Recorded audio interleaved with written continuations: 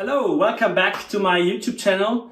On Instagram I get many questions, I do these question rounds and many people ask me how to improve their piano playing, especially how to increase their speed when they play the piano, because they struggle with difficult pieces which have to be played very fast and they struggle with speed.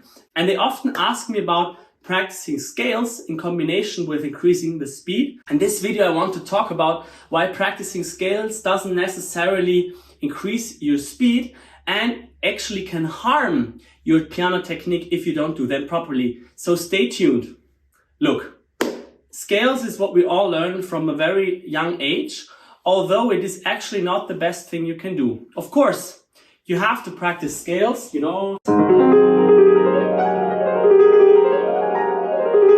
and so on, if you want to really master the instrument at a certain level. But as with every exercise, there is a right moment to do so. And as you might know, the biggest challenge with scales is that the thumb needs to pass underneath and you have to be quite quick with your thumb. Most people neglect that fact and they just practice scales up and down with both hands, and the problems increase and increase. They struggle with the scales. It gets unregular, That's the typical scale you will hear from a beginner. Although, it has to be quite equal. And that is because they just practice them up and down without any specific exercises. And actually also too early in their piano practice. In the beginning, it is much more important that you strengthen your fingers, that you work on your finger independency, that you actually learn, of course, reading the scores and also implementing what you've read into your playing, that you learn how to use tension and release in your playing, and that you tackle the first little difficulties, which usually are not full scales and pieces, So the scales come at a little later stage, and it's important to practice on the thumb problem and also use a metronome, but not all the time, so that you can learn how to time it. Frédéric Chopin said that a good scale is actually very equal in time.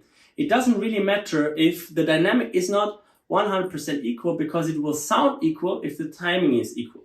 But of course, the timing can only be equal if, your technique is good and you know how to use your fingers independently. That's why it's important to work on the independence first. Of course, later in your music development, there are many scales throughout pieces, and it starts also with Haydn, Mozart. Even in Bach's music, there are scales. Also Beethoven sonatas, and especially, of course, in romantic repertoire, there are a lot of challenging difficulties where there are scales. So it's important to tackle scales at a specific level, but not from the very, very beginning, where other things should be more important for your practice. And the second thing I would like to talk about is that why scales don't necessarily make your playing faster. The speed is actually the very last thing that will come with your playing.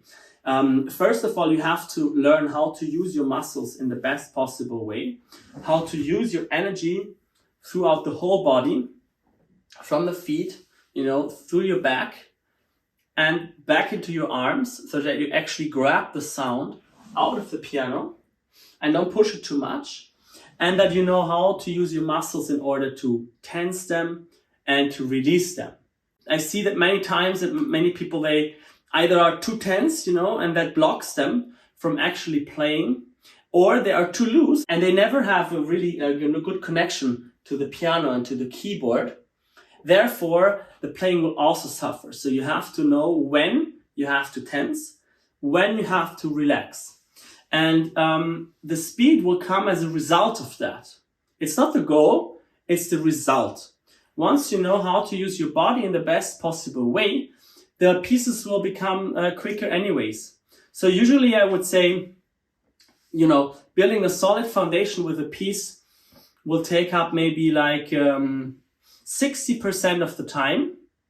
Then 20% is speeding up and 20% is working on details. Of course, if you are a professional musician, the working on details will be like 80% of the time.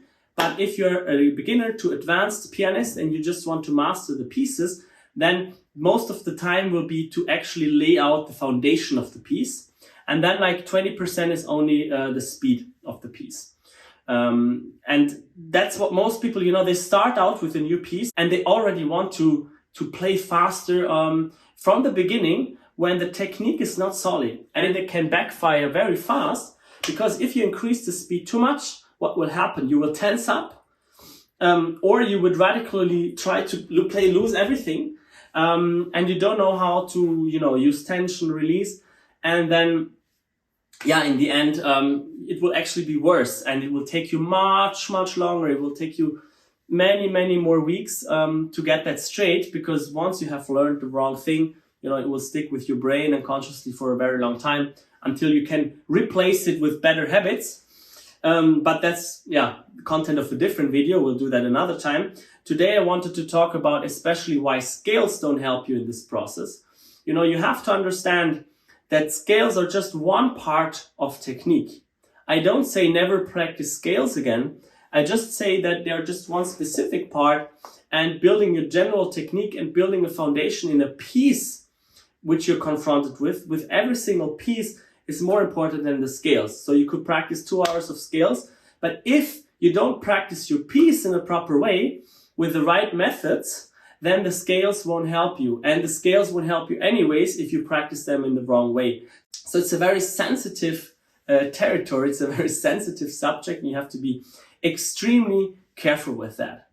So if you want to learn how to practice scales properly, or if you want to find out, first of all, if scales are the right thing for you at the moment, and if you want to learn how to use your body in order to play with tension and release at the right time and build your technical foundation, then apply for a free strategy session with me, where we will talk about exactly that. We look at your situation, we look where you're at right now, what your challenges are, and what your next steps have to be. If you have to practice them later, or if you don't have to practice them at all because you are at another level right now. But still, we want to see what kind of technical exercises you need to do in order to improve your playing. So all you have to do is you go to aaronpilson.com/mentoring, you fill out the form, and then my assistant or I will call you to then have a little conversation to see exactly if and how we can help you. Or you just go to Instagram and send me a DM where I personally write my messages, and we can go on from there as well. So take care, and I see you in the next video.